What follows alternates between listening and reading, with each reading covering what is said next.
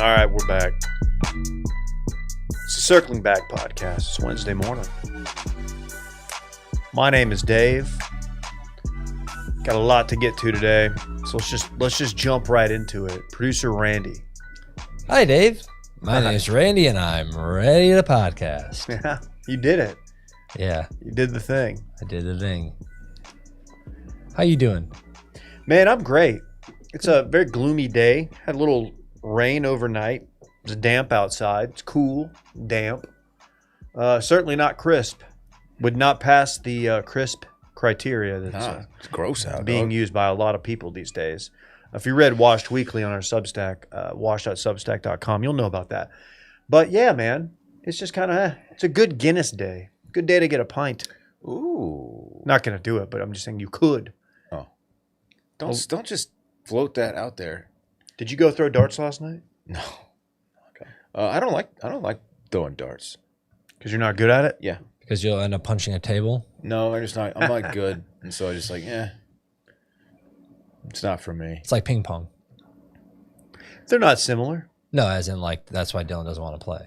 I got a buddy who plays darts, and some friends of mine were out throwing darts at Little Woodrow's actually. And my buddy thought it'd be funny just to throw a dart at my friend's leg. And he did. And it stuck in him pretty good. And it caused tension in their friendship for a bit. But they got over it. Undeniably funny. I don't know. Undeniably not cool. Yeah. And it just hung there, right? Like it just... I don't know how far it penetrated, but it definitely stuck to his leg, yeah. It's only funny if it sticks to the leg and just kind of... Yeah. You know. If it's in deep enough to like just stay straight out, that's a problem. Yeah. With lower leg or upper? I think around the calf area, yeah. You want to avoid the artery. Sure. Up in the... What is it? What's up here? Is it the femoral? Yeah, probably femoral. femur. Yeah. There you go.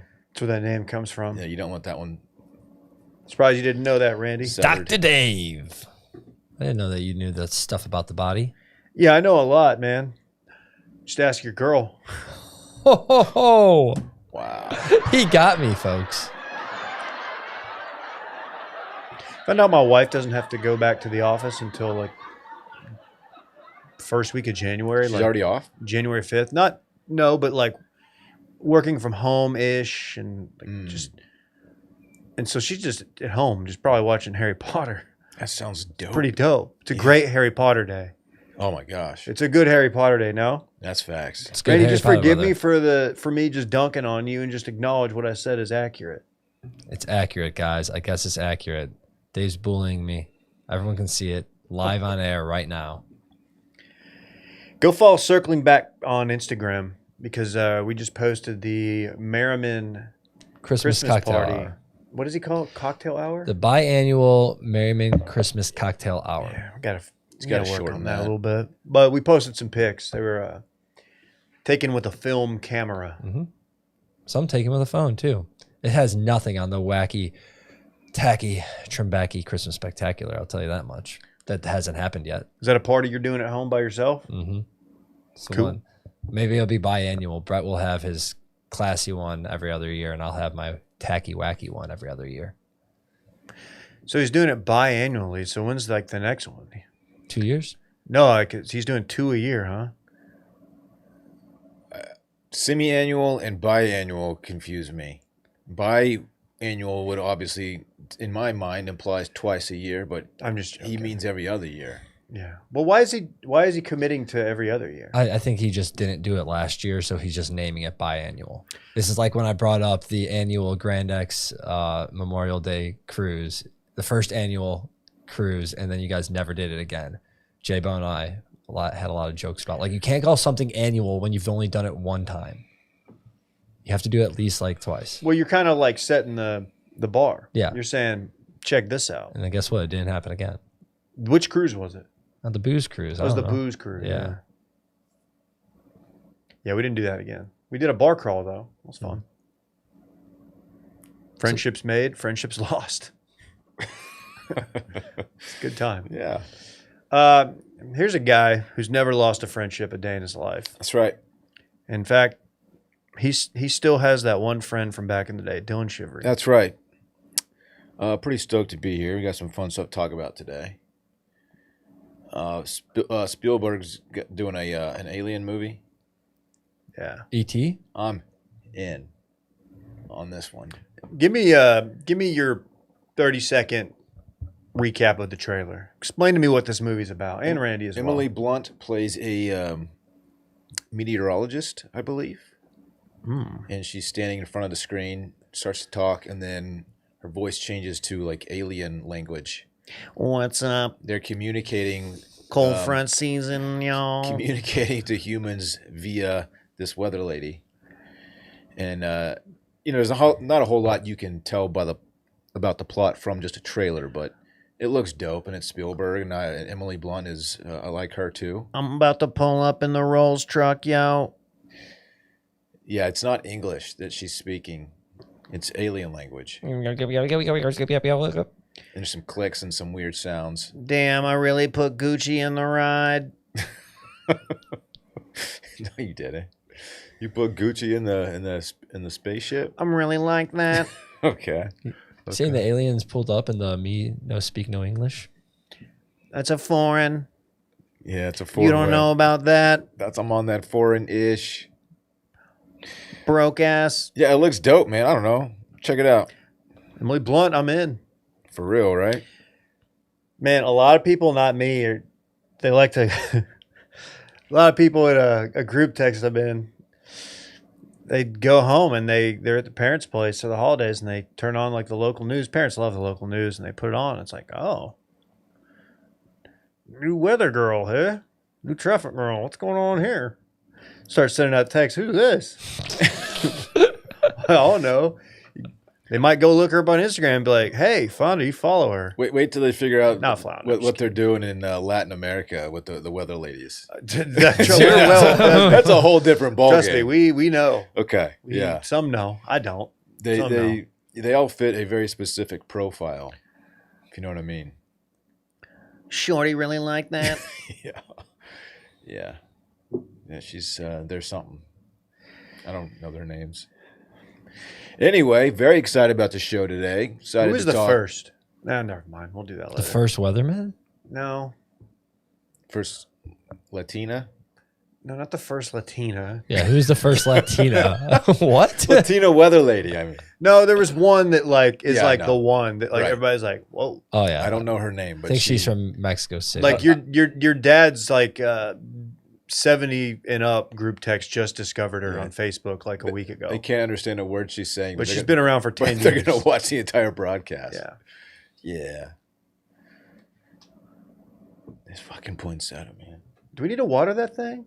I told Randy to do it. No, you said you were taking the responsibility we of gotta water. do that, dude. We I don't have like that it when clearly plants on die. tape. You saying that? It's a joke. It's a bad omen. Is it? I mean, I don't know. I don't know how to care for a poinsettia. Come on. I think you just let it die. No, you out. water it. Okay, let's water it. Let's take care of it because it's been good to us. We should be good to it. You're laughing. The poinsettia is dying and you're laughing. I'll water it today. How about that? Okay. Just letting it die next to him. Don't worry, that other tree won't die. It's fake. Big show today, y'all. Oh, yeah. Brought to you by Roback. Use code WASH20. Load that card up, Hoss. It's a one-time use code. Yep. I have a Roback hoodie on right now. This is the lighter weight, like kind of techie material one. Love it. It's also universally licensed. There's a Longhorn right there. Yeah, this ain't bootleg-ish. This has got the license. This is that good-ish. I wore my signature Roback cap to the gym this morning. Okay. Yeah, it's the only time you'll catch me capping. Okay. And I wore it, and I always wear it. And I love their stuff. I work out in it. I just live in it. Their joggers are great, man. They're doing so many things with tops. They got different vests. They got QZs. They got half zips now even. The hoodie which I wore Monday or Tuesday, I think it was Monday, is so comfy. I'm trying to get another one. They did not have my size, but put me on the list. They have an ivory colored hoodie like that, the heavy one with the Longhorn on it. Yeah. Got your eye on that? I had to. He had to do it to him. He I had to do to. it to him. I'm wearing the joggers right now. He is, man. You should see that fat ass in those joggers. Washed 20. Get you 20% off at checkout. It's a one-time use code, so don't be an idiot and just buy like a shirt. It's a waste. You're going to want to load that car, Hoss. Load it up, Hoss. It's a great thing to have. It's crazy how much stuff they have now compared to when they first came on board with us. There's That's so facts, much dude. stuff. That's facts from Randy. What else? Man, we did what did we did? Circling back on touching base yesterday. Did we? Will sat in. Sorta. We went about 90 minutes. And of the 90 minutes, I would say 87 of them were fun and easy banter. Yep. No rundown. And then the other 3 were was the clip that we listened to from an old podcast that we used to do. And I think it was really good content. I haven't seen anybody complaining. Has anybody complained? There was one guy. What'd he say? He left like 3 comments. What'd he say? On Patreon? Yeah. What did he say? I don't want to expose him. You can go on Patreon. You don't have to tell me his name. Yeah, we'll talk about it. If you want to see what he said, you should be subscribed on Patreon so you can see what he said. What if we just post the audio that we were going to do? Like on there so he can listen to it? Or we could just wait till later too. I feel like there's more utility in the 3 of us and Randy, the 4 of us, really just riffing. Look, Will was looking to chat. Will was, and I'm not going to be like, hey, man, I know you got a lot to say right now, but I think most people will find that more fun. Imagine being disappointed with what we gave. I'm sorry. I know, yeah, look, you guys pay your hard-earned $5 or $10 a week, or if you're free. But a month. Yeah. A week would be tight. Y'all should start doing that. I think people are enjoying it. Someone was on my board, was on board with me, flaming Will's shoes. I like the shoes. They've grown on me. He changed the laces out. But go check it out on Patreon. You can try it free for a week. If you want to start paying more, like a bunch more, because you want to see us do more baller shit, that's cool with me. Yeah, you can. I'll go do hilariously baller shit. I guess you can donate, I think, on there. I don't know how that works. Yeah. But what you can do for sure, which is completely free, is like this video right now on YouTube. True. Good point. Great point, Randall. Thanks for that. Good point, Randy. Thank you. Good, you know what? Good point. Good point. All right. Let's talk. We watched the Diddy Doc. We did. This is called The Fall of Diddy. The Reckoning. The Reckoning. There's been too many. Ooh, Papa John. Is this what Papa had in mind? This is what he was talking about. This is the day of reckoning. So I came in last week and I had been kind of talking it up, saying that it's really well done. And I think everybody should watch it. I think y'all should watch it. Especially Dylan. Growing up, I mean, Dylan's about my age. He's obviously a lot older, but came up listening to similar music, hip hop in the late 90s, 2000s. Diddy is a cultural phenomenon. An icon of our teenage years and our 20s, right? But some controversy comes with that. Mm-hmm. And buddy. This documentary obtains some footage, unauthorized footage, from Diddy's camp. Diddy has since sued Fitty. Of course. For using this footage. For using the footage, like you said, unauthorized footage, and I think just defamation was the other one. Okay. Well, yeah.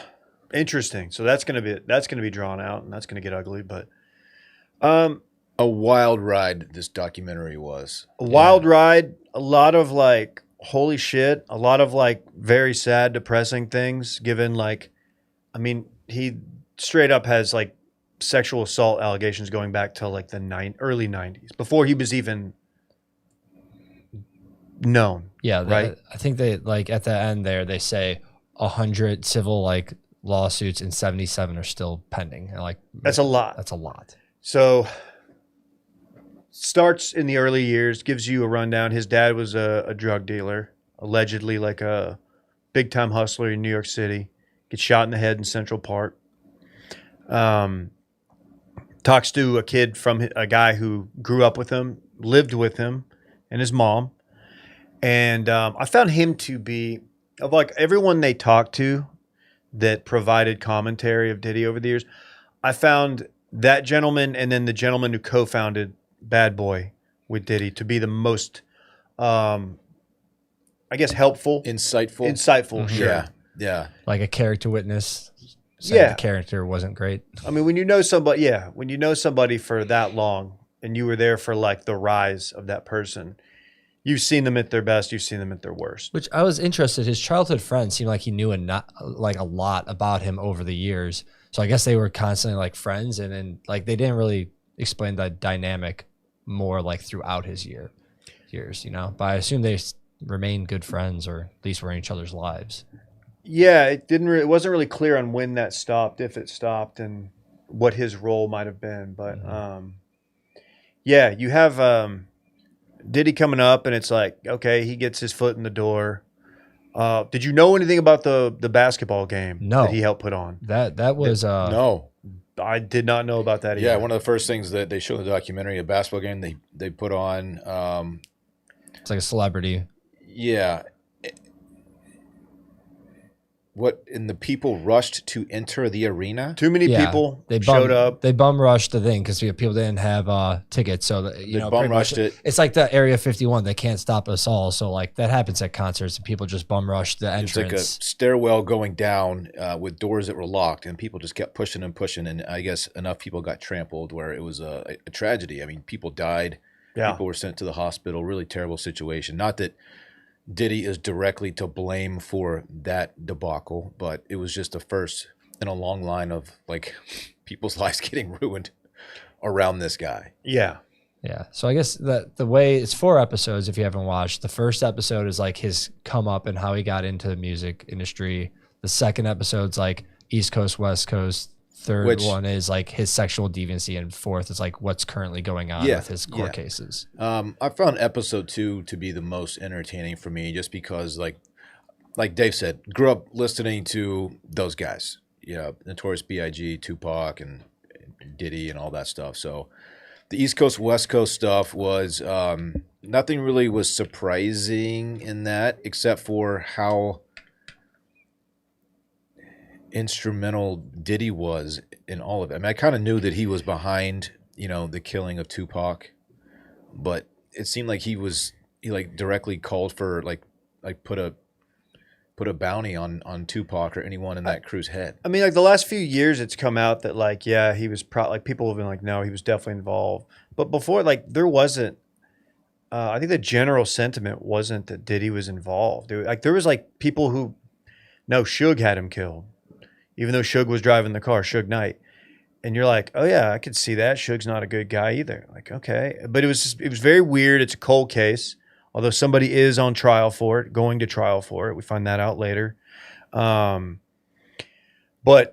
yeah, it's very odd because you kind of realize that the two people involved in this, the main characters, Diddy and Tupac, Tupac and Biggie, really didn't. This beef didn't have to happen, really. Especially Notorious B.I.G. He seemed to like not want to be a part of any of it. Yeah, I mean, the way it's painted is that like he's just there to like all he wants to do is rap, and like him and Tupac were actually friends and like did stuff together. I also found it interesting how after Biggie's death, I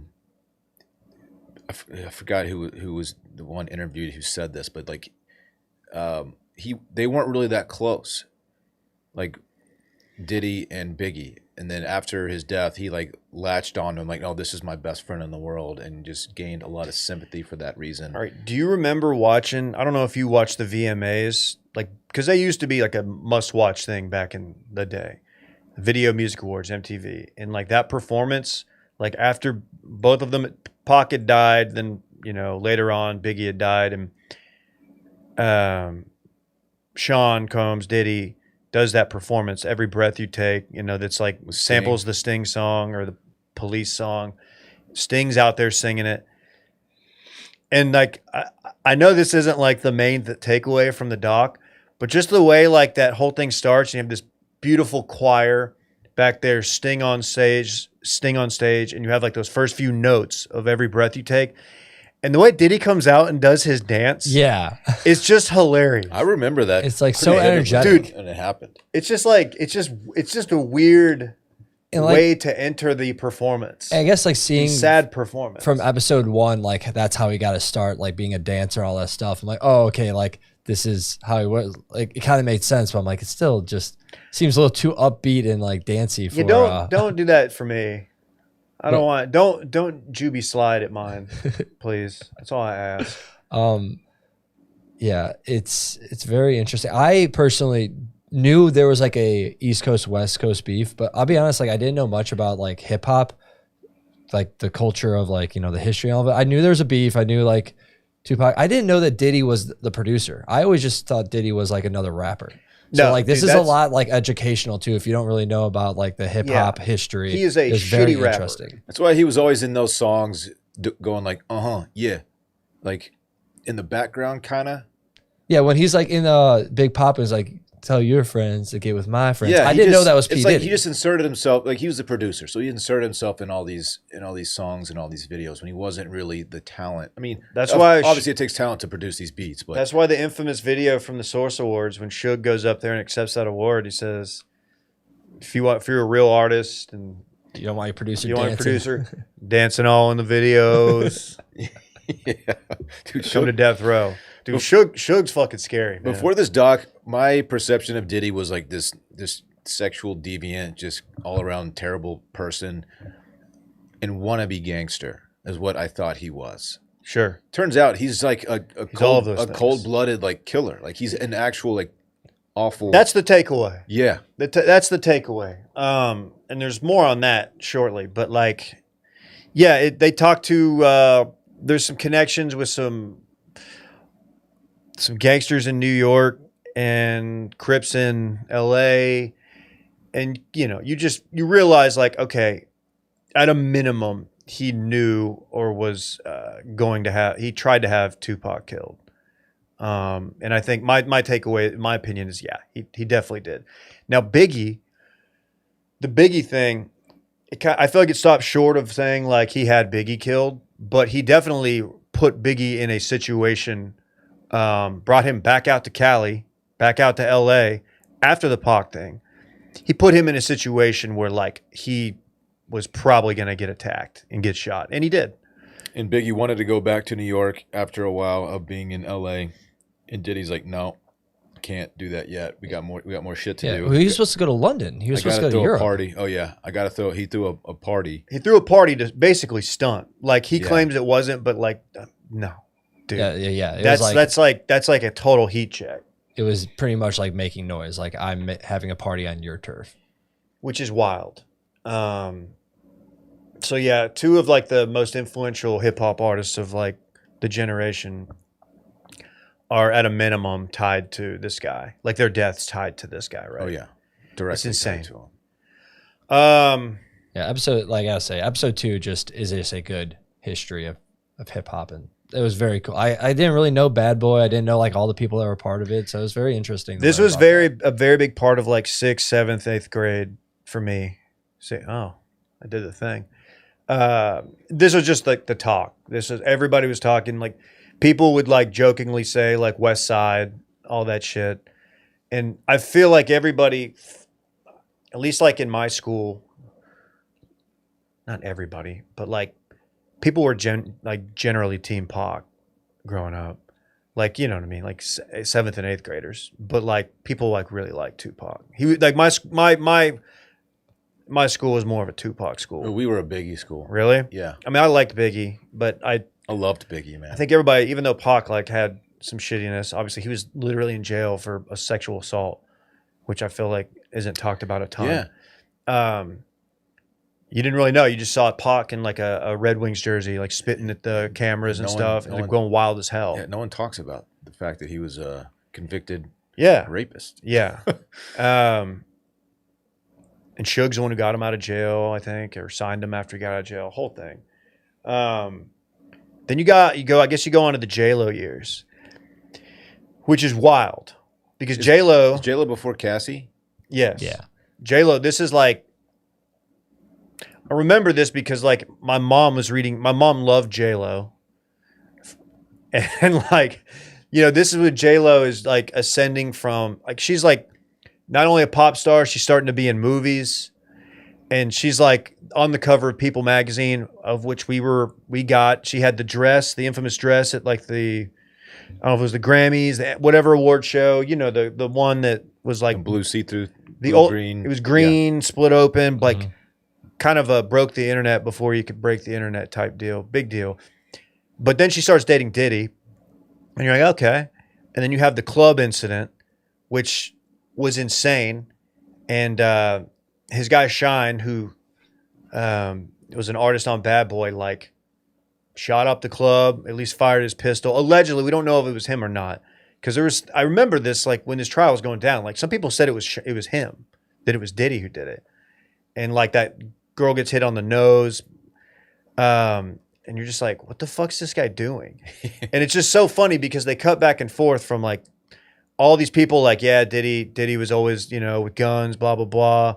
And like what you said, like Diddy, the gangster. And then him like sitting down with like MTV News or like doing like really nice interviews. And he's just like, yeah, the way he can go back and forth. He just seems like total sociopath. He do. Oh yeah, absolutely. Yeah. The one with, he was on Ellen. It was Ellen. The Ellen interview is just bizarre. And you just, oh, this is just a nice dude. Yeah. Yeah. Insane image craft. J-Lo being tied to him is a bit surprising. Yeah. She doesn't seem like the type to, I mean, surely she knew some shit was going on, and when she was dating the guy, she knew that he was like, sexually speaking, just a total fucking whack job. Yeah. That's another thing too. Like, speaking of his like old artists, the way he just didn't pay, like when they talked to Craig Mack's widow, like Craig Mack, I mean, I don't know, like he had that one song that everybody's heard at least a sample of, but like the fact that like guy has like a #1 song on your label and like can't live day to day, and is insane. The co-founder, he like pretty much strong-armed him to give up 25%. He said he'd give it back. I don't think they ever said if he gave it back, but then like he fired him. At one point he said that he was like in a homeless shelter. Yeah. And he was like the co-founder of Bad Boy. It's really sad. That's just another guy who had his life ruined by this dude. And then you get into, I guess episode 3 is when you really get into the Cassie stuff. Yeah, which I was not familiar with that until the last 3 or 4 years when like all this shit came out. Maybe the most shocking part to me throughout this whole documentary was the Cassie situation. And I don't know how much of it was that she like signed up for, or how much of it he was just like coercing her into doing all this weird shit with the gigolo and all that. But that was wild. So basically there's a gigolo. Forgot his name. They talked to the gigolo. Yeah, as soon as he entered in the dock, it was like, oh, yeah. So were you aware? It was very. You don't really hear much about male gigolos. No. So they hired this gigolo. They're staying at a hotel in, I guess, New York, and this guy knocks on the door, not knowing who's going to be on the other side of it, and it's Cassie, who at the time probably wasn't a big name at all, but he was like, oh, this is a very beautiful woman. And then there's this guy he covered his face watching us have sex and giving us like directives on what to do and if they're even allowed to have sex. And then he just keeps talking about all the weird shit they got into. And then he said that it went on for 8 years. That's crazy. 8 years. And they would just take ecstasy, stay up all night, just keep having sex. And I don't even want to talk about the collecting the sample stuff, because that's just that was like Dave and I could talk about it. Oh my god. Yeah, at one point he says that they kept his cum in a cup. I don't understand. They collected it so she could drink it and play with it afterward. Because he asked him one time, he's like, "Why are you guys keeping this?" And yeah, they wanted to play with it. Yeah, that dude seemed very like. He was a gigolo. He was very open about everything. That guy like was a very trustworthy. Like I believe everything that guy says. Why would he make it up? He didn't have the tone of a guy who's embellishing to like get. We'll get to the people who do that later on. I'm talking about one specific juror, but yeah, it's crazy. And what you said at the beginning is like kind of where so Diddy eventually goes on trial, not but and we know he got popped for 2 of the lesser charges, like transporting prostitute across state lines, which is what he's currently in jail for. But like where it broke down, it appears with like some of the jurors, and they talked to this one older like juror, and is it like how much of that was like this guy clearly doesn't understand like what an abusive relationship looks like. It's exactly what I was thinking the whole time. It's like, dude, well, he's explaining. He's like, yeah, I understand that he was like awful to her, but she kept going back, and it takes 2. Like that was, dude, come on. The documentary, what like abuse is like. The documentary does like a really good job of like just. First of all, there's like not a narrator. It's not like they don't really like it doesn't seem like they have to tilt it and put it in your face. Like everything, they just lay it out. Yeah. And you just read into it. Like that guy, they just let him say that. And it's like, yeah, this dude clearly doesn't understand what you just said. Yeah. And the female juror was just talking about, oh yeah, I grew up listening to this music. She was way too excited to be a part of Diddy the fan. Yeah, no. And she was like talking about not sequestering the jurors was like, to me, like, whoa, that seems like a big, like, because she talked about how people would go to TikTok and Instagram, and they clearly were like running that campaign. She's like, well, I wasn't watching all this stuff. Bullshit. She definitely was. Dude, I don't trust a thing she says. That was crazy. She was getting smoked online. I mean, that's because the first thing I did was go search her on Twitter just to see because we were a little late on this, like by a couple of weeks, and I was like, oh yeah, okay, good. I'm not the only one who thought that woman was like just not. You don't want her on your jury. Yeah. Dude, you don't want him on your jury. I felt so bad for Cassie during this whole thing. It was dark. Yeah, I can't imagine going through that. And now she's having to relive it all because of the documentary, which sucks. And they didn't even get, like, the documentary didn't even go into, like, the others, like, the stuff that has been online the last couple of years, like, the freak-offs, like, you know, like, because there's, like, apparently way more to it. Yeah, they didn't focus on like these big Diddy parties at all, really. There was like a very small part. I'm wondering if there's like more of this that's going to come out. Dude loves baby oil. Yeah, what the fuck?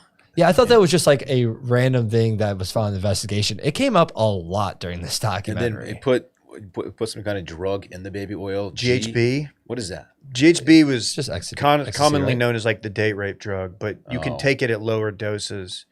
Never done GHB. You could take it at lower doses, but like that is bizarre. Definitely seems like he routinely drugged women to have sex with them. Yeah, the Aubrey O'Day part was really ugly too. Yeah, that was brutal. Yeah, it was like these women like finding out post fact, like when all this came out, they're like, I didn't even know this happened. Like that seems that happened multiple times where they just found out about it way later. The fact that like it's gone, that like that happened so long ago, and like it's gone on this long, and like it's happened that many times. Like how many people in the industry like knew and enabled him and like never said anything. So they talked to like his executive assistant, who he eventually fired, Capricorn, I think her name was. Yeah. She, like, it seemed like she was like fine with it until he fired her, and now it's like she feels scorned. Like, unless I'm like not misremembering something, but like the two jurors did like kind of trash her a little bit, and like I'm like I don't really trust these jurors, but also yeah, like she talked about how she was brought to Central Park and like Diddy threatened to kill her like immediately if she like ever betrayed him, and then the whole thing with Kid Cudi. Why is he a movie? I'm like, villain? why didn't you like do anything during this time? You just like, oh, okay, whatever. Walks her like so dramatic to bring her to Central Park to be like on her like first day of work. Like, oh, dude, the Kid by Cudi the way, thing. Yeah, yeah. That's not that I don't believe her, but it's like, why are you just not doing this? Yeah, he was going to go kill Kid Cudi. So Cassie, while with Diddy, was in, I guess it was L.A., and was linked up with Kid Cudi, and they went on a hike together. And the assistant, her name's Capricorn, was made aware of this, and she was like, "You put me in a really tough spot because now like I have to keep this from Diddy, and if he finds out, we're all in a lot of trouble." Diddy later does find out that Cassie went on a hike with Capricorn and Cassie. He's like, "All right, let's go. We're going to go to his house to kill him." Brings a gun and basically holds her against her will to like basically kidnaps her. Capricorn, that is, and brings her to Kid Cudi's house to kill the guy, and he wasn't to kill there. Kid Cudi.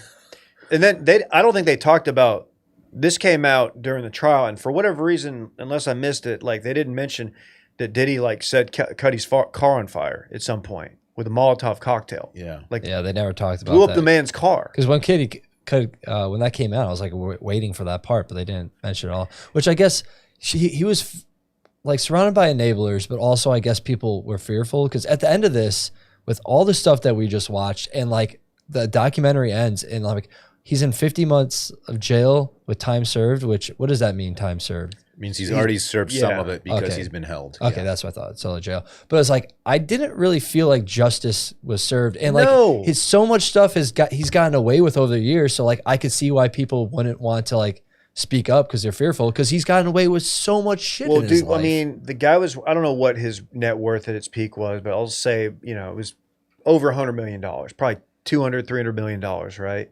When Sean John was cooking, all that. And like, dude, when you have that kind of money, man, people they overlooked all that shit just to get to be close, to get the access and maybe get a piece of it. Yeah, that and It's also unbelievable. and it's also like a power thing too. He clearly had like 7 lawyers, and they were running like campaigns during this thing. Like that's why he got off with so much stuff. Like he was able to throw money, and just it made me feel like sick being like, oh yeah, he's like in the public eye, but all these elite people, like they get away with everything because they just have money and power, and they don't have to be held accountable. Yeah. It was just like, I didn't feel good how that ended. Before that, episode 4, like, so they're talking to, is it Lil Rod? Yeah. Also a producer who I've kind of found. He got shafted I found too. he was sympathetic, so he produced Diddy's last album, which, and said he was promised like $250K or something. I don't remember. A big sum of money. And then Diddy offered him $27K, of which he's never even seen a dime of. But anyway, like the thing that I was completely shocked by, because when it got to episode 4, I was like, all right, we're through the Cassie stuff. I'm sure they're going to do the trial, but like, what else can they do? Oh yeah, hey, I was in the studio one night. We're all there, and all of a sudden, Diddy and his son leave, and then I hear some gunshots, and then this guy died. Died in a bathroom. Cops show up, and Diddy pulls Little Rod aside. He goes, by the way, this did not happen here. Even though it definitely did. And nobody really knows who the guy was? He even has footage from the bathroom with like blood everywhere. Don't know how Diddy got away with that one. And then meanwhile, like Lil Rod is like, yeah, I'm going to continue producing this album, I guess. I mean, I guess, Diddy's like, everybody who's like close to him is in like an abusive relationship with him, even like producers. But like, I can't imagine working in that environment. Kind of toxic. Should make you appreciate working here, Randy. Okay. We've never killed anybody in the bathroom. Yes, sir. Yeah, I understand. Yeah, yes, sir. Right. No, dude, and another sneaky, there's a lot of takeaways from this, but like one thing that I was like, oh yeah, I didn't really think about that, but this is something that has just weirdly, I've not been able to kick, is the Diddy's relationship with his kids, his sons, it's not like a father-son relationship. It's like they're his like part of his entourage, and they're just like his boys and enablers. Justin Combs was by his side for a lot of the terrible shit. It's weird, dude. Yeah. It's very off-putting on so many levels, and you're just like, I don't know. They didn't talk about this, but like his ex-wife, Joy Taylor, like she died at 47. Some people say mysteriously of pneumonia. They don't, because I was wondering like why haven't they talked to her? I don't know. I read somewhere that she might have been putting a book together. Have not verified that fact, but all in all, man, I'm gonna say it. This Diddy guy stinks. Pretty shocking shunned shit from the public eye. He'll be out of jail soon. I mean, not much longer. It's just wild.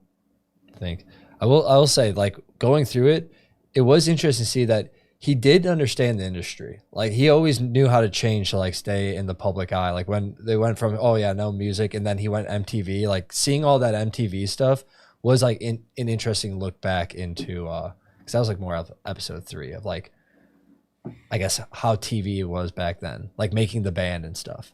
I never watched Making the Band. I just saw the Chappelle skit. I mean, that was like when that happened, when he sent them to across the Brooklyn Bridge to go get him a bagel or whatever it was.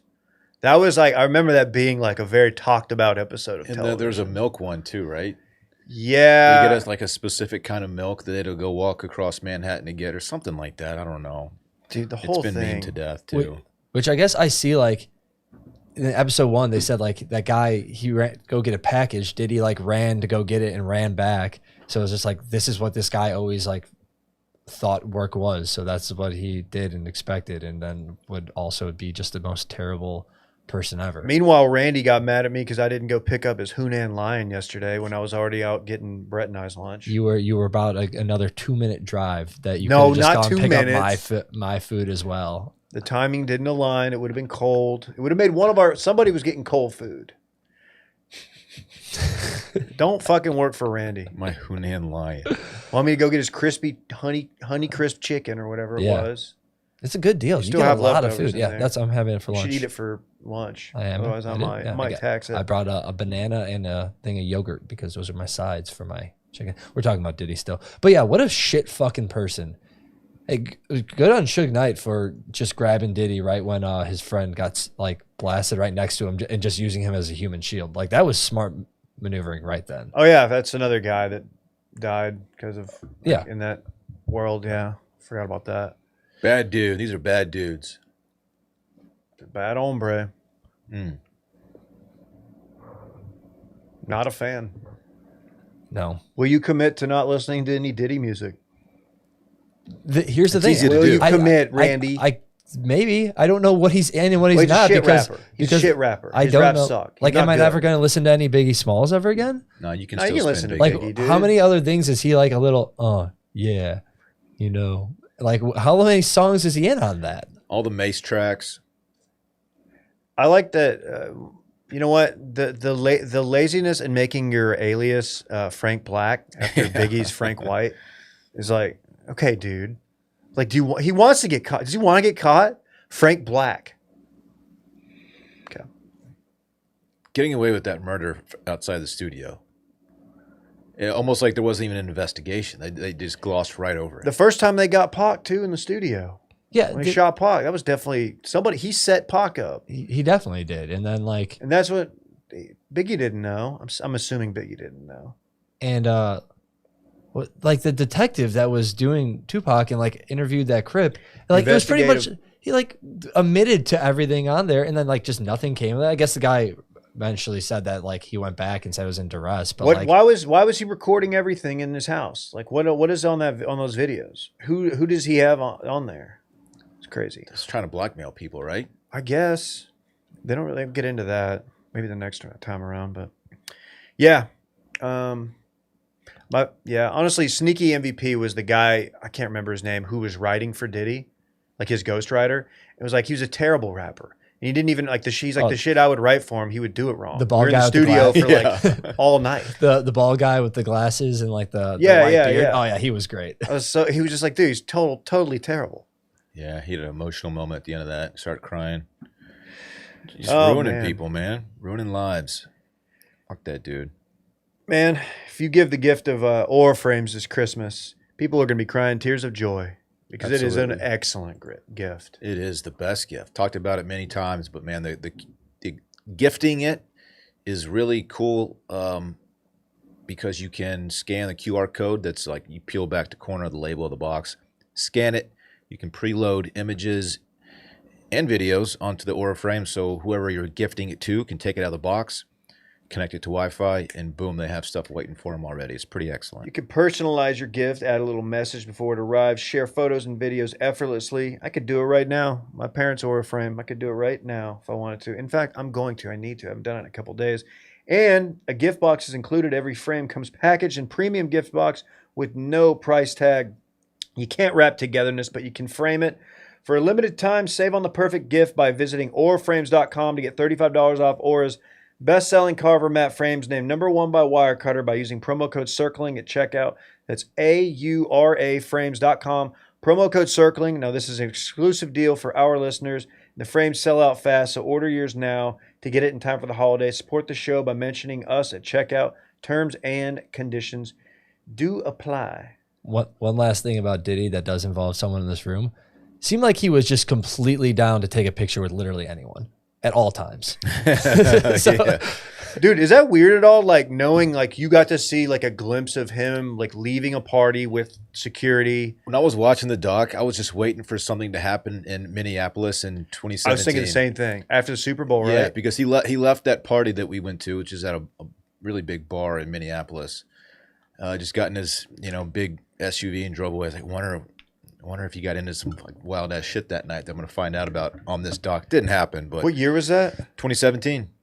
Oh, dude, almost certainly. Yeah. That was the guy that was in the middle of all this shit. That's Yeah, crazy. I know, and I didn't know any of that at the time. It's like, oh fuck, there's Diddy.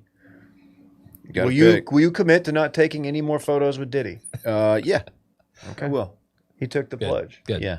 I didn't know. I didn't know what kind of trouble I was getting myself into. Hey, same with me, only on Landman. I felt compelled to start season 2. Okay. I had to. I watched season 1. And much like Yellowstone, it's a show I'm watching, and it is just, it's unlike anything I've ever really sat down and watched, because there are multiple times where I tune out on storylines and I'm looking forward to them ending. And I'm also acknowledging, like, it's not good, but I can't stop watching. Mm-hmm. That's a Taylor Sheridan John through and through. But that's the thing. How I He felt does- with Yellowstone. That's Yellowstone to a T, but he has done bangers. Like Sicario. Fucking sick movie. Maybe he I needs to bought stick- Sicario and I watch it like once a month. Maybe he needs to stick to just movies, because these long storylines, Lioness. they keep going. They don't land. Lioness, which is another one. Never watched that one. Lioness is kind of a sick show. Yeah, there's a little bit of corniness, but nothing like this. But I'm obsessed, and if, it's because Billy Bob's in it. Billy Bob is actually pretty good. The show is basically boils down to him getting his fucking dick slammed in the door, and him just like, getting smoked, oil and gas, every Texas trope. How many like good Americana and Texas country artists can you shoehorn into one show soundtrack? A lot, it turns out. It's just entertaining as hell, but also just terrible. How's Glenn Powell's new girlfriend doing in the show? She just got into TCU. I've only watched the first episode. She got into TCU, and a big storyline in the first episode was she goes to the admissions office on campus, and they show her on TCU campus, and she goes and sits down with the admissions counselor or whatever, and she's just bombing the interview. They've made her, she's a total dumbass. Mm-hmm. And like, she shouldn't get in, but she gets in, and she's going to cheer. So they put her in a TCU cheerleading outfit. And it's like, here's this hot 28-year-old playing a high school girl in a TCU cheerleading College outfit. girl, because she's at TCU now. She's not in yet. She hasn't graduated high school. Interesting. So you're kind of watching it and you're like, well, She's 28. she's 28 in real life, but She's dating Clem Ball. it's kind of odd. And I kind of wish somebody on this show was watching it so I could just take some time and just bitch about it, or just have fun with it a little bit more. But I understand not wanting to take the plunge. But I'm watching it, and the crux of the show is this dude's just getting smoked. Everything in his life, he's making good money. He's a landman. His son just became his son just drilled a well, and like a big first episode. Oh my God, this fucker's producing. The first well he drills, this kid overnight is now making like 80 grand a month or something. Dude, his son and his partner? 80 grand a week. I don't know what they said. It's insane. And the son's rocking the tech hat. So you got the tech pandering, you got the TCU pandering. Billy Bob just walking around a cowboy hat, just, God damn it, I'm getting my fucking shit smoked God, I need a damn cigarette. It's the entire show. Just bitching about the subs, pretty much. Entirely. I haven't even gotten into the cartel. They're not even in episode 1 of season 2. Where it left off season 1, cartel is a big player, and Andy Garcia plays the cartel boss, and I'm assuming he comes in season 2 or in episode 2. Demi Moore, her husband was John Hamm. He was Jimmy's boss. Is it Jimmy? I can't remember. Billy Bob's boss. He died, and now she's taken over. Now she has all these responsibilities. She's at like the Fort Worth Petroleum Club with all these cowboys, bankers, oil and gas guys, and she's got to get up there and talk, and she gives this badass speech, and it's just... Alex in the chat says his son is the worst actor on the show. Can you confirm that? Is he a shitty actor? It's either the son or the love interest. They're terrible. It's the worst storyline going. So let me give you 30 seconds on the son's character. Okay. He's producing. I know that much. He's producing and paying quantities. son, last season, geologist, he becomes a guy like a roughneck, gets into this crew. There's an accident, an explosion. Everybody on the crew except for him dies because he was getting a tool out of the truck. He then falls in love with one of the guys on his crew's widows. And now they're together. It was way too soon for her to fall in love with this guy. Okay. And there's a scene making the rounds about her talking about San Antonio, where she's from, and she's talking about how beautiful it is with the river that runs through the city like Venice. And people were just like, dude, what are you, what? The Riverwalk? Yeah, the Riverwalk. There's like a Senior Frogs on it. It is pretty if you It's cool. if you block out the Bubba Gump shrimp. Oh, a lot of chains. Yeah. But, okay. Anyway, yes, he is not a good actor, unfortunately. His storyline is just, you know what? I'm gonna be the guy. I'm gonna go acquire these mineral interests, and then I'm gonna drill a well. And then the first well I drill, I'm standing there on it while they're showing, like, they love showing. They give you the oil and gas porn, like they love showing the guys like working the drill bit. So this is episode 1 where he does this? Season 2, Yeah. and they're like, they drill it, and they get it down there, and they're watching, and next thing you know, boom, this guy, oh, here you go. It's gonna be paid for real soon in like 2 months, and then next thing you know, you're gonna be making $80,000 a week. It's like, it's that easy. Sounds Everybody like should do it. Sounds like a serious man. He is a serious man. So yeah, Black thank you. gold, they call it. Texas tea. Fucking Landman. I'm gonna watch it tonight. Frankie oil tank. What else am I gonna do? Read a book? I already read Texas Dives book. I can recommend you some books if you want to read them. No, Okay. a graphic novel maybe. I'll let you borrow The Last Ronin, the Teenage Mutant Ninja Turtles graphic novel. I think you'd like it. Can I ask a favor? Can y'all run through this next read while I gotta pee? You gotta do a pee-pee? Yeah, I'm sorry. Let's see, what do we got here? Ooh, Rocket Money. We love Rocket Money, don't we, Randy? Mm-hmm.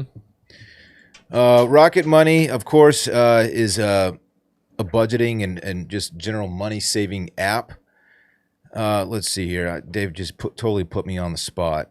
It's a personal finance app that helps find and cancel your unwanted subscriptions, monitors your spending, and helps lower your bills so you can grow your savings. It also shows you your expenses in one place, including subscriptions you forgot about. If you see a subscription you no longer want, Rocket Money will help you cancel it. Their dashboard lays out your total financial picture, including bill due dates and paydays, in a way that's easy to digest. You can even automatically create custom budgets based on your past spending.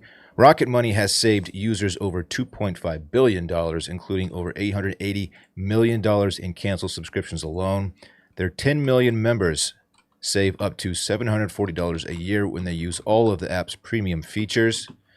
That's one of the best things about it is it'll pick out subscriptions that maybe you're not using anymore, that you forgot about, that maybe you signed up 6 months ago and you've been charged every month for. They'll find that and help you cancel really easily. Cancel your unwanted subscriptions and reach financial goals faster with Rocket Money. Go to rocketmoney.com/circling today. That's rocketmoney.com/circling, rocketmoney.com/circling. Yeah. Yeah. Man, what the timing on that, PP? Look at you. You're fast, dog. Will's got some tacos out there that smell really good. Oh man, this might be taco time. How many times is he gonna get tacos this week? Don't judge the man. Okay. Hey, can you play the? You didn't mention Randy if you had watched your NBA Cup. I did not, but watched now that. watching this, I'm really upset that I did. So the Knicks took down the Spurs. Great game. I watched like the last couple minutes, but this is the Knicks hoisting the trophy. There's Jalen Brunson right there. Somebody before you play it, Randy, hang on. I want to give credit where credit is due. A listener tweeted at me and said, "Can you address us on CB? Seems like something Eugene used to do to Dylan years back." Or And, Dave. I believe Eugene has done it to Dave too, right? Did he get Or me? maybe it was Will. Could have been Will. He goosed somebody You know Eugene. at my bachelor party. He goosed somebody. We'll give this a watch.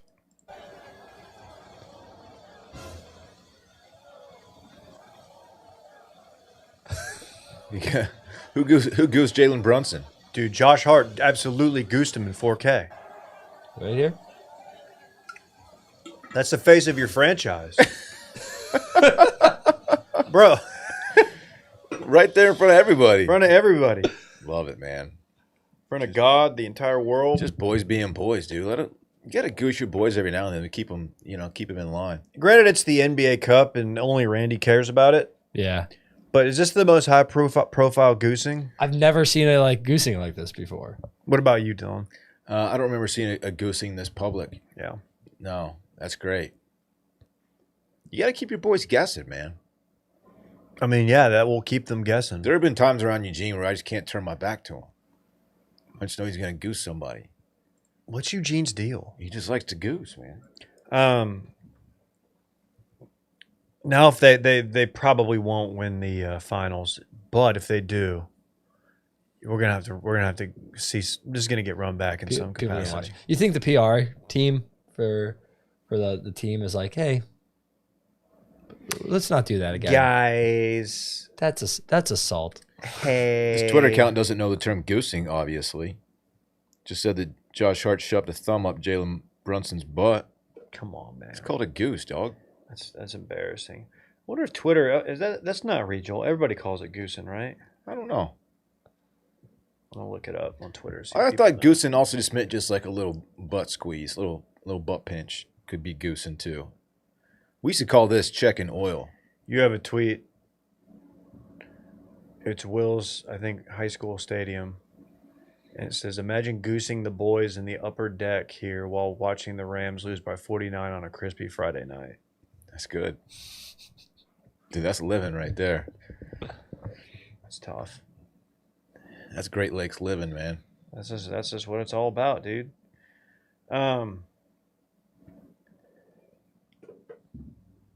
Randy, after all that mess you talked about the NBA Cup and you don't watch a single game. Yeah. I don't know. Yeah. Yeah. What am I supposed to do? I just like the idea of an in-season tournament. That's right. I think it's ridiculous. Speaking of, can you roll that beautiful bean footage I sent you the earlier? other one? Yeah. Can you roll that beautiful Ja Rule footage? Speaking of Ja Rule. So we have pause it real quick. This is Ja at by the way, is that video playing? Ja at a celeb tournament, and you might notice, hey, there's a camera. There's a bunch of it's like a gallery, and they're all standing like as if this guy's a professional golfer, but it's not. It's Ja Rule. Okay, holla. If you're ready to make dollars. It's Murda. I'm real. He's got a few. Firefest. Murda Inc. Oh, yeah. Of Firefest. Fan. A Firefest fame. And he's just going to tee off here. It looks like he's got a hybrid of some sort, maybe an iron. This is Celebrity Shootout at the Derek Jeter Invitational. He got invited to the Jeter Invitational. And let's watch his tee shot here. I got to ignore y'all right now. I got to put this thing up. Oh. That's a shin, dude. That was on bone. That's a shin. Was it that guy with the gray hair who got? I don't know, but if that's Ja solid. Rule, That is ball on shin bone. why are people giving him the respect that you give like a tour player when you're standing in front of him? You know, like he's definitely gonna hit it straight. Yeah, it's been said many times, but there's really no. Unless you are a professional, I'm not standing. No. Like Even if you have you- to if be it- like even like my friend. If I have a you were friend who's like Wilkes, a I would- two, yeah. no, because shanks happen. And I don't know much about Ja Rule. Might be a golfer. I don't know. But They I showed just- some practice swings in the other video, and they don't. You can kind of tell like this could go south real quick. his Like we swing, might miss club face. His swing is good enough where like you can tell like he's played golf many times before. He's advanced the ball forward in some way. Yes. But That's not the attack angle you're I'm looking not for. trusting Ja Rule to just put one down the center while I'm standing there. I can't think of a more hilarious person to get hit by. Fucking Ja Rule, dude. Like you go home and you've got like a knot on your shin, and like, what happened? You're like, what? You're not gonna believe it. I would feel so bad if I did Ja this to got me. somebody. Ja Rule. Dude, you'll see a pro golfer hit one kind of into the gallery. It happens all the time. Yeah. And then you see the next shot, they have like the green's right here, and then the gallery is still just like hugging the line. Oh, they'll hit it over. I like, know. From way too close. And I'm it's like, man, I don't know. just a couple grooves low, dude. Yeah. You're in trouble. Exactly. No, man. Like, what are you doing? You always stay behind Ja Rule when he's swinging. Always. You want to be behind him. You can't be in front of him in any capacity unless you're way down the fairway. It's just not safe. I can't imagine being a spectator at the Jeter Invitational, because you got a bunch of ex-ball players that, like, when they connect, but there's no way they hit it where they think they're going to hit it. Yeah. So you're probably just in danger at all moments at the Derek Jeter Invitational. Mm-hmm. I won't be going. I would like to play one of these. That would be fun.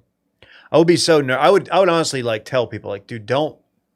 You guys gotta move. Like, I cannot have y'all. Seriously. I cannot have y'all right there. And it adds to the stress of that shot. Yeah, dude. It has like that compounding effect that you're really bothering Ja. Like, Ja, you're making Ja a little bit nervous, and you don't want Ja nervous when he's teeing off. At all. That was definitely bone. Ugh. You know that feeling. Oh yeah. Oh yeah. Oh. Like, is there even enough there to, like, put a knot? Like, enough skin? Like, what happens? Oh, yeah. You'll knot up. Oh, God. Do you think Ja slid him a 20?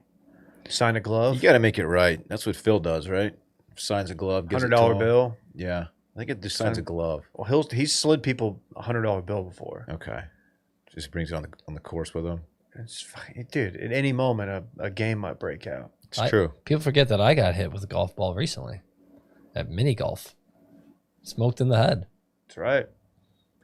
People also forget Randy won't play Butler pitch and putt because he's afraid of hitting one so far right it breaks a window on the parking garage. What is it? Mm-hmm. What are you afraid of? I don't know. There's cars parked out there. I just don't want to, I'm You're not hitting a far right. wedge. I'm not far left either. And that's my political assessment with Randy. But no, I feel like, I don't know. I could.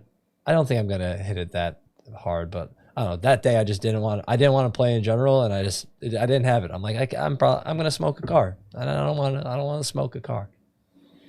Well, if you're going to smoke a car, do it in style by rocking Fabletics, dude. Oh, yeah. I walked into the store the other day, and they're like, whoa, look at you. I know that voice.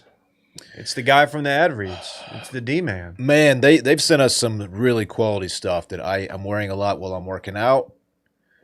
They sent some nice shackets that look great. You got to shack it. They even sent some ladies' clothing that I gave to Chelsea, and she is wearing it nonstop. She loves this stuff. Sweatpants. There's a nice heavy sweatshirt she wears around when it's cool out.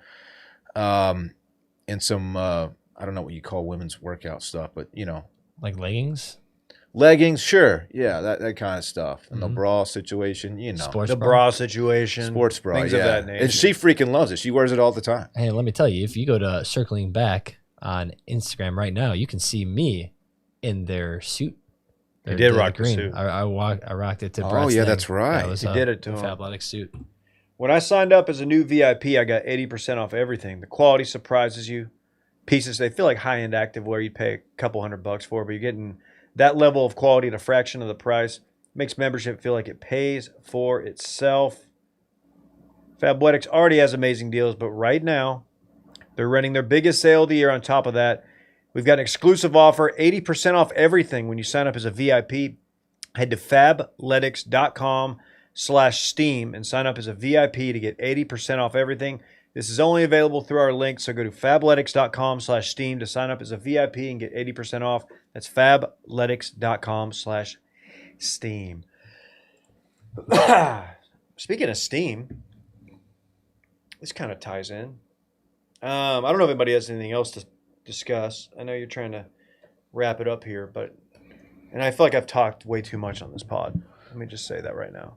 Okay. You're doing a great job, man. You got a lot to say. Well, the Landman thing, you kind of had to carry that one. That one, fine. You Yeah, had to I just carry felt it. like I don't know why. When I went Yeah. out there to pee, I was like, "Am I talking too much?" Well, I did that read. I did some talking. No, I know you you guys. did that You read. guys have talked, but I just feel like I don't want people to get too much. I can talk more about the Glovers and Sliders battles. One guy in Reddit really enjoyed that.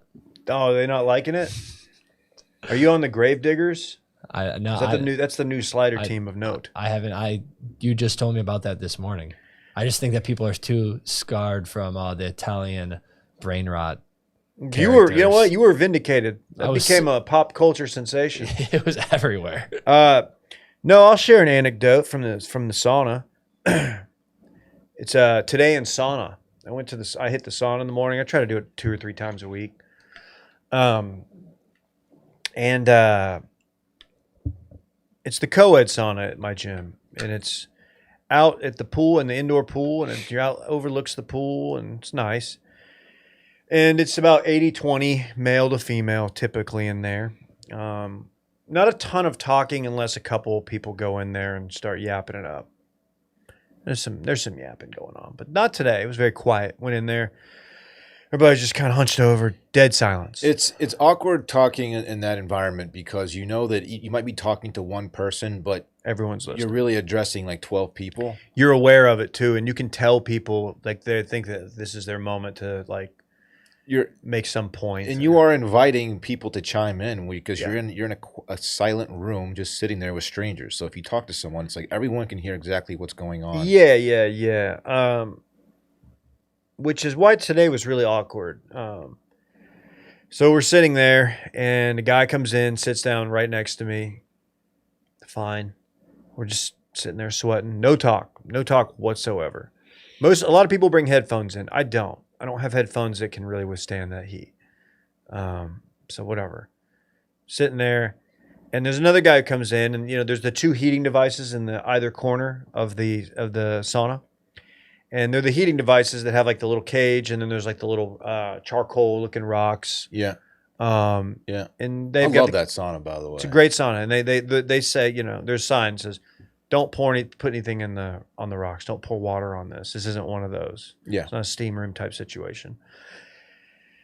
And guy comes in. He's really there's places to sit, but he chooses to stand, which is fine. Some people stand by the heating device. And then he kind of sits down right on top of it, right on top of the wooden box that surrounds it. And he's just kind of sitting there, and this gets quiet, and no one has talked. It's like the most silent this place has been in a while. And he kind of gets up. You can tell he's about to leave, and he's got long hair, probably down to like his chin. Kind of a Gavin Rosdale looking guy. And Glycerine. That's him. That's a good pull. Glycerine. Look at him knowing little. How about that, Randy? Little 90s rock. You didn't think I had that, did you? I didn't even have that, so good for you. He's sweating. People are sweating.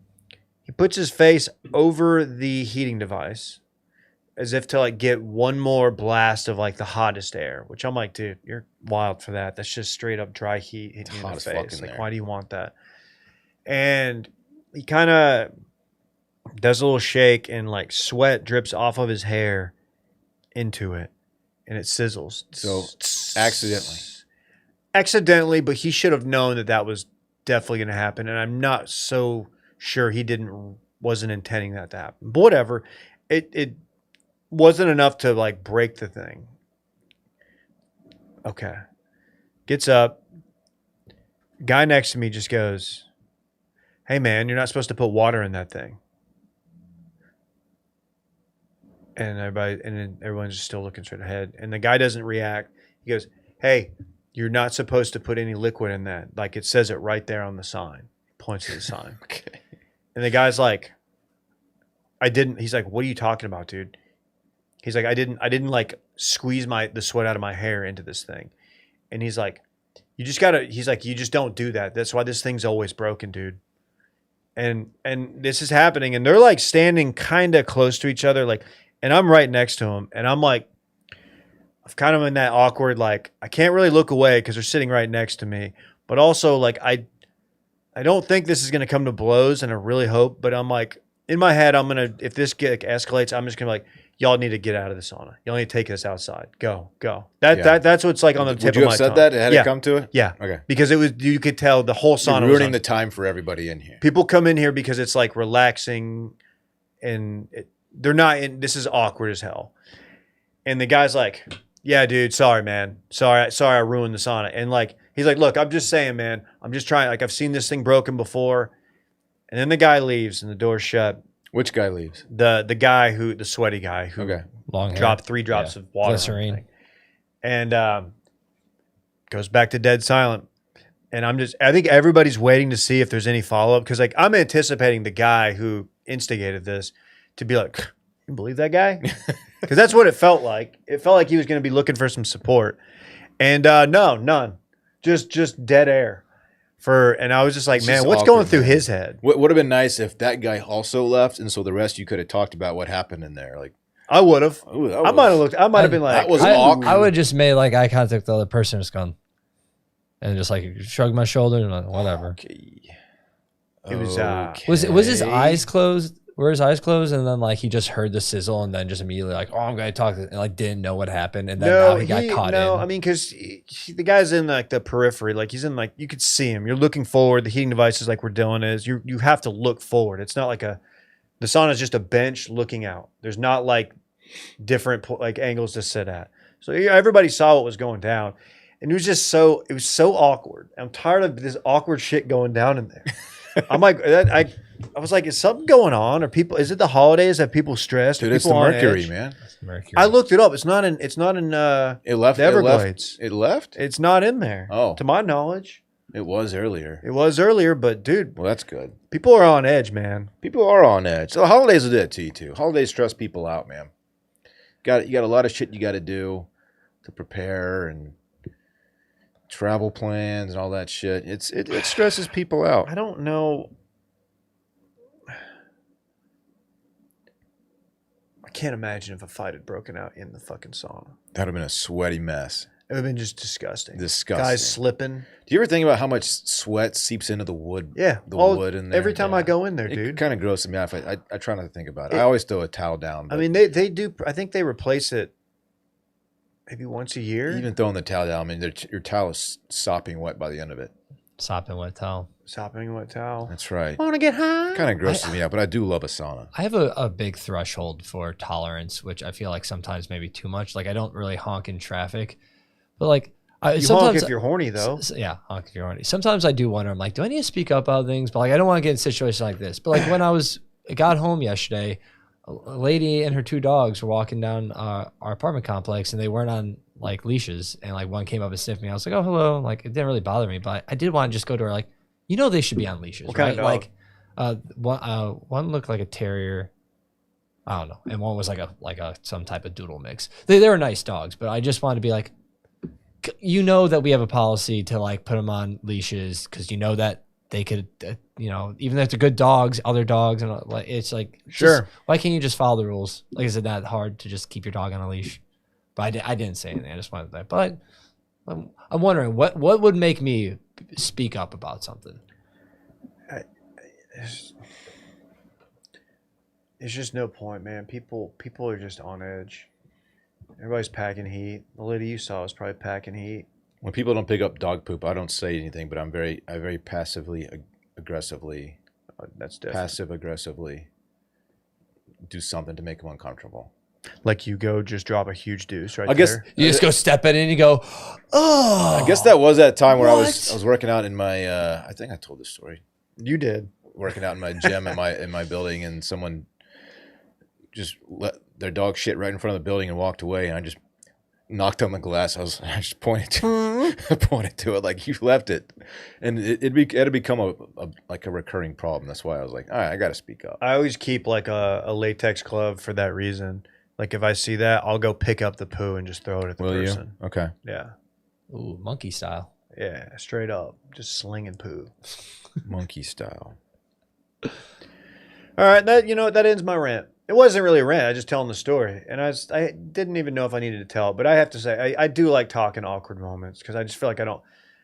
It was one of those ones. I really wish they would have both left, so me and somebody else could have been like, "Oh, Ooh, why don't you fucking calm down, guy? You didn't have to. You didn't have to bring it up. You didn't have to mention it. You ruined you've escalated you've made it weird for everybody. No one else was thinking that. Instead of precious moment figurines, should we make awkward moment figurines? Dude, please do that. 3D print them. I need a 3D printer first. I don't know if I want one, but eventually one day I'll get one. Who knows? Hey, this week, of course, next Monday, we're dropping Worst Of. We're going to do it in the afternoon? We're going to do a holiday episode Monday. It's going to record on Friday. Yes. So please email me, dave@washedmedia.com. Email me stories. Worst ofs, any Christmas segments you'd like us to do. Or if you want to call me. Call. Should I give them the pipeline? The pipeline too. We're recording voicemails tomorrow. That's completely separate. Regular voicemails, 888-618-4422. Hit the pipeline. Email me, dave@washedmedia. It'll be like a Christmas spectacular. a smorgasbord of content Ooh, yeah. Monday. So Monday morning will be a regular pod. Those are always fun, man. With noted Oakland. Oh, it's not even Oakland. Noted athletic. Brent Rooker. They don't have a city next to their name right now. Damn. Noted A. They're just the Athletics. Brent Rooker. Brent Rooker. Doing the show Monday morning. Gonna mix it up with him. Mm-hmm. And then Monday we'll drop the Christmas episode. But this week, 888-618-4422. Hit the pipeline for listener voicemails. And if you have worst of Christmas stuff, hit the pipeline too. And I'll separate them and then I can go on the Monday episode. All right? Bye. Bye.